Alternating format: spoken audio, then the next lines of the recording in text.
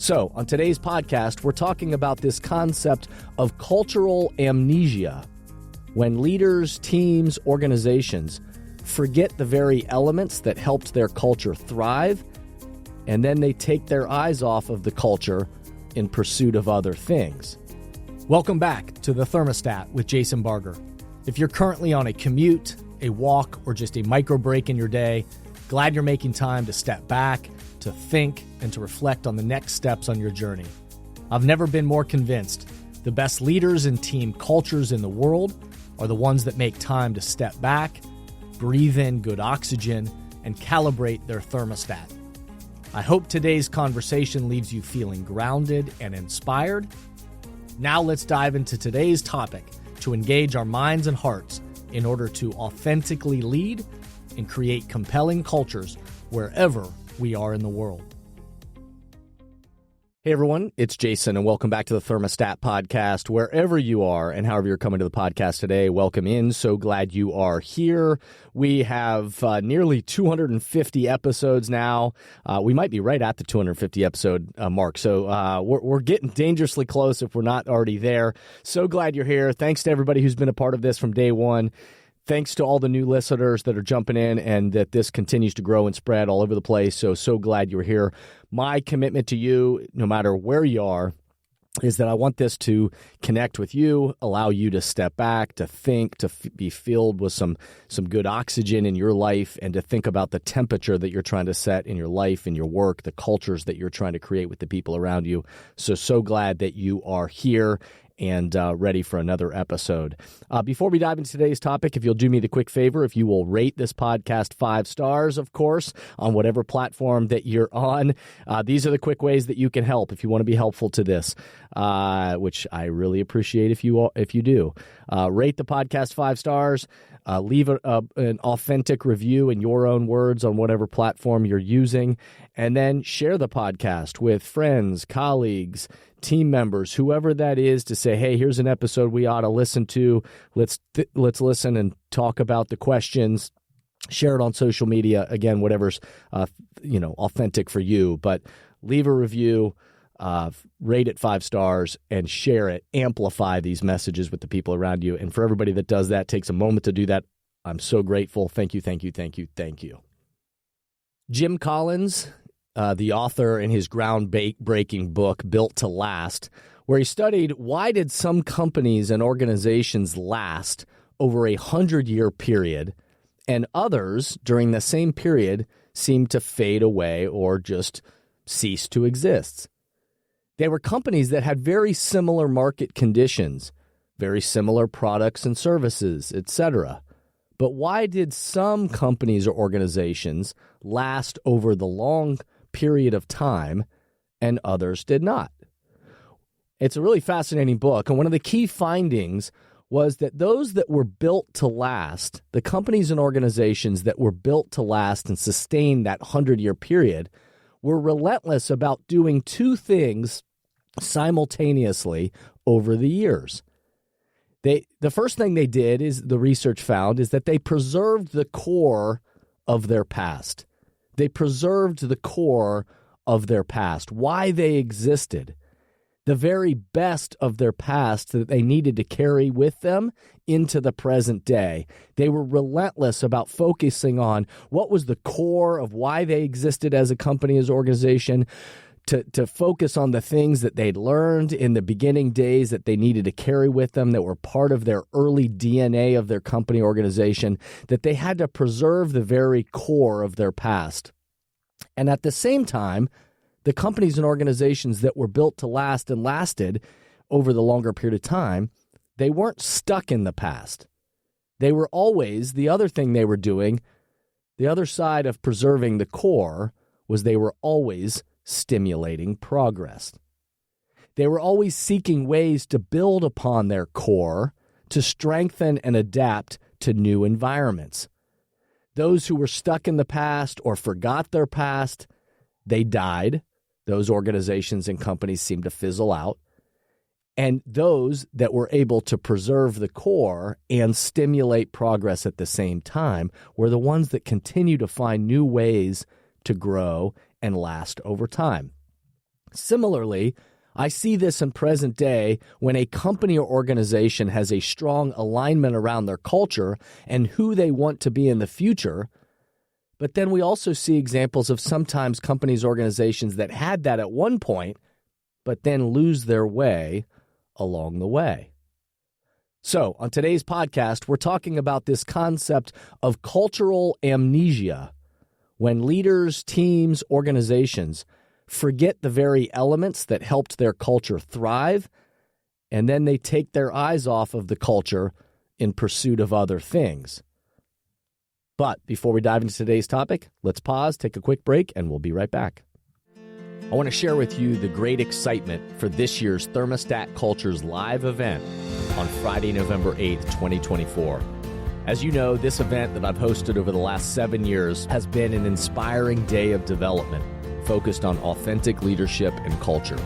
I've been joined by powerful voices like Howard Behar, former president of Starbucks, Shane Battier, two-time NBA champion, Jenny Britton, founder of Jenny's Ice Cream, Jessica Jackley, co-founder of Kiva, Cameron Mitchell from Cameron Mitchell Restaurants, Greg Oden, and on and on and on. This year, Thermostat Cultures Live will be a hybrid event. There will be a powerful VIP in-person experience with limited seating in Columbus, Ohio, and a virtual experience for those wanting to participate remotely. I am so excited about this year's lineup of voices joining me, such as New York Times best-selling author of Atomic Habits, James Clear, and founder of The Theory of Enchantment, Chloe Valdery. So please visit thermostatcultureslive.com or jasonvbarger.com to learn more, and I hope you'll help share the word and join these conversations that are the currency for change. Rally your team, reserve your seats, thermostatcultureslive.com. So we know that the companies and organizations that are built to last are doing those two things simultaneously over the years, relentlessly each day. And each quarter, they're thinking about how do we preserve the very core of our past and at the same time always be stimulating progress. And what we also know is that the teams and organizations that seem to fizzle out are the ones that get stuck in their past or forget their very core and don't get in that process of stimulating progress. And so I love this terminology around cultural amnesia. Cultural amnesia. Cultural amnesia is a term that has been used and discussed in the context of corporate culture for quite some time. It describes the phenomenon where organizations, especially those experiencing rapid growth or change, lose touch with their foundational values, their history, and established ways of doing things. They take their eye off of what was at their core, and slowly over time they lose the very heartbeat of their organization. I see this most commonly in organizations when they have set out on a culture-shaping initiative in the past, and in very intentional ways, they've created alignment with their leaders and people over time. They establish core values and language that helps drive behavior, and they establish this heartbeat for their cultural ecosystem that is alive within their people. And it's when you see a culture that's thriving, and many of which that I've had the fortunate to work with and help with this process of establishing this aligned culture and this heartbeat and this momentum that they have, it's anchored in how they hire, it's anchored in how they onboard new employees, it's anchored in how they do performance evaluations, that it's not just about, quote unquote, doing the job, but it's about how you do the job, and is it aligned with the values of the organization and the culture. It's anchored in how they develop emerging leaders, and their managers and senior leaders are actively engaged in their own development and the focus on how they lead and manage within this cultural ecosystem. The how of bringing their product or service to life is just super important in these kind of places. But then you also see, even in places where they've had tremendous momentum and they're anchoring it and the culture is alive and well, we also know that sometimes leaders, teams, and organizations can experience this kind of cultural amnesia. And it's often because they begin to sink into what I would call a check-the-box mentality that centers around the idea that, we quote-unquote, we already did that culture thing. Or once we've invested all this time and energy in kind of building up the culture, we think we're kind of finished, we're done. And the quote that you would hear is, our culture is great, so we ought to focus on the other things next. And this kind of check-the-box thinking, or this mentality that culture is kind of a one-time thing, is what ultimately then begins to lead into this cultural amnesia of forgetting what it took to get there and to build that great culture. And it often leads to this slow slide away from what really made the organization and the team special. They view culture shaping in these kind of situations where the slide begins and they start to experience this cultural amnesia. They view culture shaping as a one-time initiative, and rather than something that we have to breathe oxygen into all the time. They view it as a one-time initiative, and then slowly all the social equity that they had built up over those years slowly begins to erode. They start to lose their way and their memory of what was at their core, and then amnesia begins to set in. So when this happens, there are four main negative things that occur when organizations, or it can happen with individual leaders, within the context of their own team, or even one team within an organization can start to lose their way and start to not focus on the culture, and all of a sudden that can begin to erode. It can happen across an entire department, where one department in an organization just starts to kind of take their eye off it, and all of a sudden cultural amnesia sets in. And then, unfortunately, it can happen across an entire team and organization, that they just begin to lose their way and take their eye off of all the things they did to build that heartbeat of their culture, and all of the intentional ways that they were anchoring that culture in the way they hired and onboard and developed people and all the stuff that I named. And when this happens, there are these kind of there are many things that happen, but there are four main negative things that occur.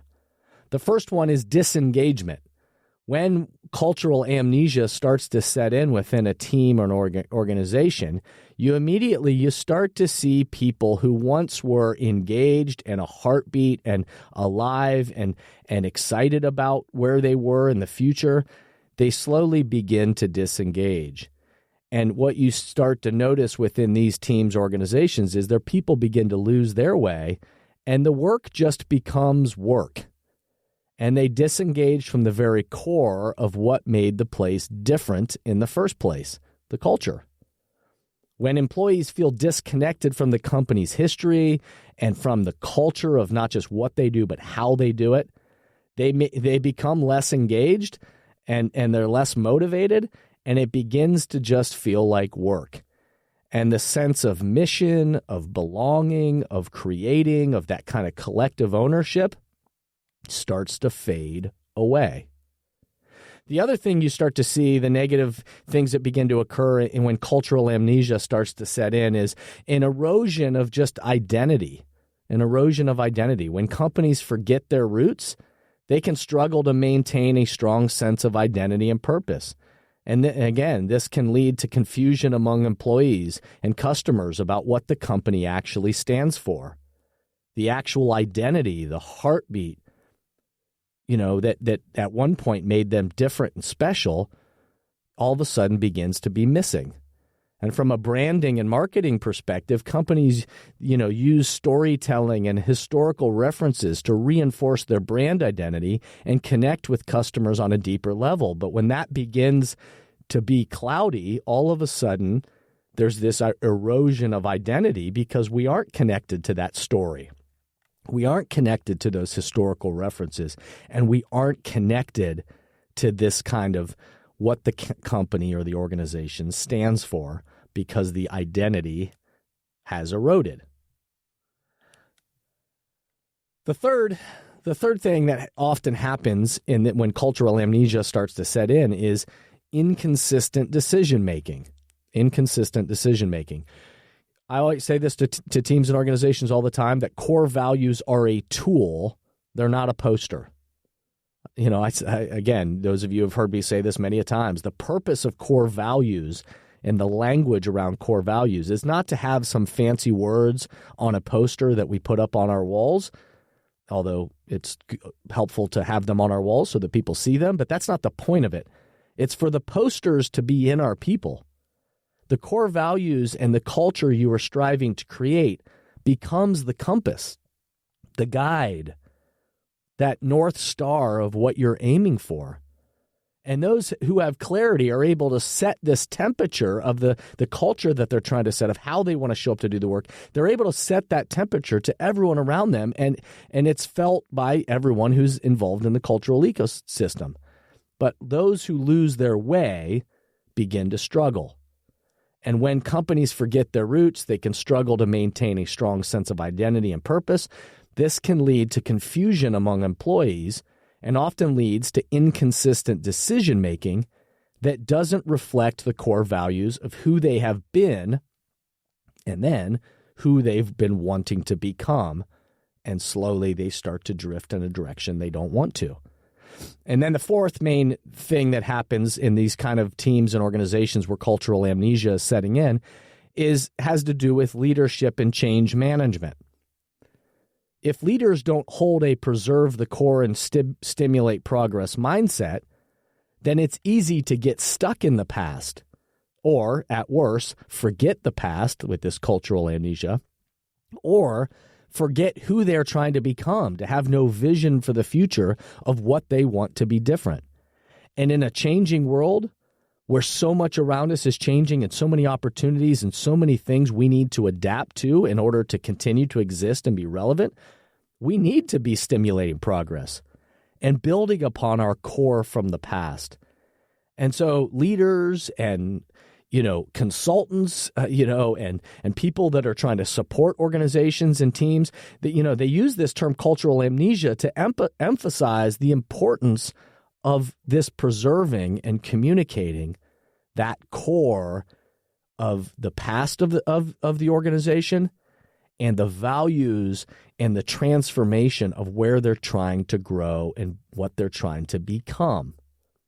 Employee and onboarding and engagement, we know is related to this. That companies, the best ones, recognize the need to educate their new employees about the company's culture and the heritage of their history to foster a sense of belonging and connection. But when we've lost that connection to the past, the people that are coming into the organization have no real connection to it, and there's no real roots.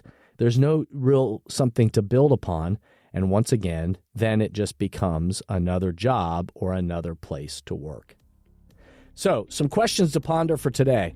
What core values or heart of your culture do you need to remember and stay focused on?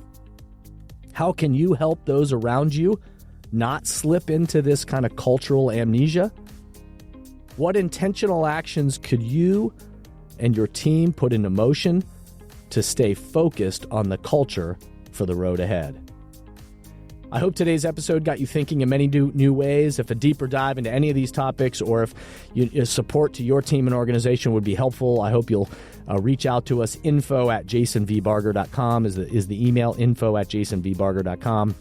Or just track us down through the jasonvbarger.com website and let us know. We'll continue to design content and reach out to meet you where you are and try to think about how to breathe a little oxygen into your culture so that you can set the temperature that you want. Lastly, I hope you'll go back and check out old episodes. Like I said, there's 250 episodes out there, all great topics that will add value to your life, to your work, and hopefully meet you where you are. I hope you'll rate the podcast 5 stars. I hope you'll leave a positive review, and I hope you'll share it with people in your life and work that you think this will be of value to. So cheers to the path ahead for all of us. The future of leadership is you, is me, is us. We have an opportunity to get clear on the temperature that we're trying to set, and then to be courageous and committed to breathing oxygen into the mindsets and actions that will sustain us on our path forward. Step back, remember, be a thermostat, and breathe good oxygen. Thank you for listening to today's podcast, and I hope the messages and questions stimulate positive change along your path. As always, if these messages resonate with you and add value to your life, I hope you'll help amplify them throughout the world. Please rate, comment, and share on whatever podcast or social media platform you're using, and share this podcast with the people in your life or work who should be part of these conversations. That way, this spirit does, in fact, spread. If these messages or developing leaders and culture would be helpful to you and your organization, please contact us at jasonvbarger.com, jasonvbarger.com. And remember, we are all ambassadors for the culture we want to create in our life and work. We have to own the vision we want to be a part of. The future of leadership is you, is me, is us. Be a thermostat.